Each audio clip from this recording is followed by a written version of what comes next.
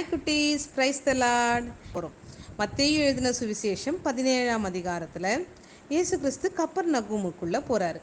அப்போது பேதுருக்கிட்ட அந்த இடத்துல இருக்கிற வரி வசூல் பண்ணுறவங்க எல்லாம் உங்கள் போதகர் வரி செலுத்துகிறது இல்லையா அப்படின்னு கேட்குறாங்க. செலுத்துகிறாரே அப்படின்னு சொல்லிட்டு இந்த விஷயத்தை சொல்லணும் அப்படின்னு சொல்லிட்டு இயேசு கிறிஸ்து இருக்கிற வீட்டு பேதுரு வரும்போதே பேசுறதுக்கு முன்னாடியே இயேசு கிறிஸ்து பேதுருக்கிட்ட என்ன தெரியுமா கேட்குறாரு? பேதுருவே, இந்த உலகத்தில் இருக்கிற இந்த பூமியில் இருக்கிற ராஜாக்கள் எல்லாம் வரியும் தீர்வையும் யார்கிட்ட வாங்குறாங்க?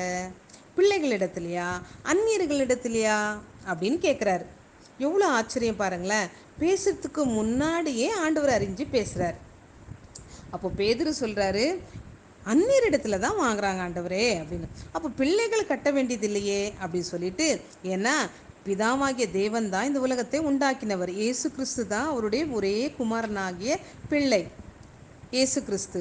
அப்போது அவர் கட்ட வேண்டிய அவசியம் இல்லை. ஆனாலும் அவர் என்ன தெரியுமா சொல்கிறாரு?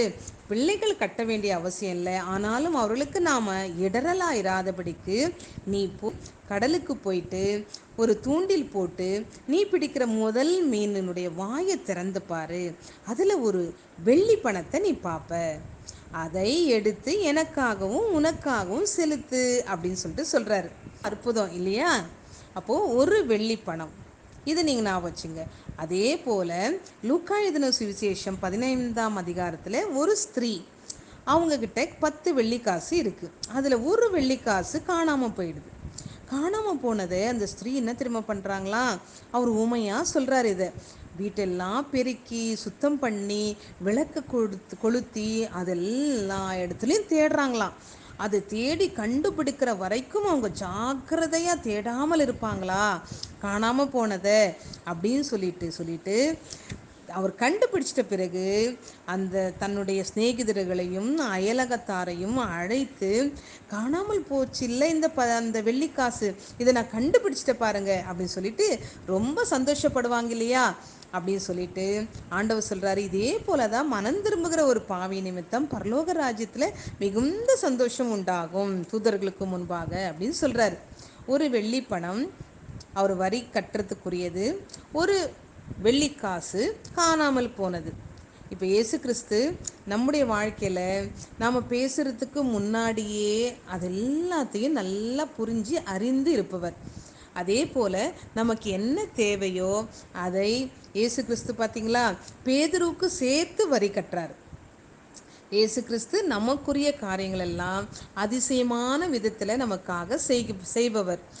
நமக்குரியதை எந்த இடத்துலையும் எப்படிப்பட்ட ஒரு வழியிலும் அவர் உருவாக்குவதற்கு வல்லமையுள்ளவர். அவர் தூண்டில் போட்ட உடனே அந்த மீன் வாயில் வெள்ளிப்பணம் இருக்குதுன்னு சொல்லிட்டு பேதுரு நினச்சே பார்க்கல இல்லையா? அவர் சொன்னதை நம்பி போகிறாரு. அதே போல் பார்க்குறாரு. பார்த்து அவருக்காகவும் என்ன பண்ணுறாரு? இயேசு கிறிஸ்துவுக்காகவும் வரியே கட்டுறாரு. எவ்வளோ அதிசயம் இல்லையா? அதே போல் இயேசு கிறிஸ்து அந்த ஓமையில் காணாமல் போன அந்த வெள்ளிக்காசை போல நம்முடைய வாழ்க்கையில் நாமும் ஆண்டவரை விட்டு காணாமல் பல சூழ்நிலைகளில் போயிடுறோம். எப்படி கண்டுபிடிக்கிறது? அவரிடத்துல பேசாமல் ஜெபிக்காமல் இருக்கும்போது, அவரை நினைக்காமலே இருக்கும்போது, நம்ம இஷ்டப்படி நம்ம வாழ்க்கையே வாழும்போது, வேதத்தையே வாசிக்காமல் இருக்கும்போது, இயேசு கிறிஸ்து நம்ம கொடுத்துருக்கிற இந்த அருமையான நேரத்தை, இந்த விஷயங்கள் எல்லாம் நிறைய இந்த உலக பிரகாரமான காரியங்களை, கேம்ஸ் விளையாடுறது, டிவி பார்க்குறது, மொபைல்லையே எப்போ பாரு இன்டர்நெட்லேயே இருக்கிறது, இந்த மாதிரி சூழ்நிலைகள் எல்லாம் அந்த நேரத்தெல்லாம் நம்ம வேஸ்ட் பண்ணுறோம் பார்த்தீங்களா? அவரை மறந்து அவருக்கு பிரியமில்லாத காரியங்களெல்லாம் நம்ம செய்கிறோம் இல்லையா? இது எல்லாமே தான் காணாமல் போனதுக்குரிய ஒரு அடையாளம். ஆனால் ஆண்டவர் ஜீசஸ் நம்ம கண்டுபிடிக்கும் வரைக்கும் நம்முடைய வாழ்க்கையில் பல சூழ்நிலைகளை கொடுத்து கட்டாயமாக அவரிடத்துல திரும்பும்படி செய்வார். இதுதான் ஒரு வெள்ளிப்பணமும் வெள்ளிக்காசும் நமக்கு சொல்லி கொடுக்குற ஒரு விஷயங்கள். ஓகேவா?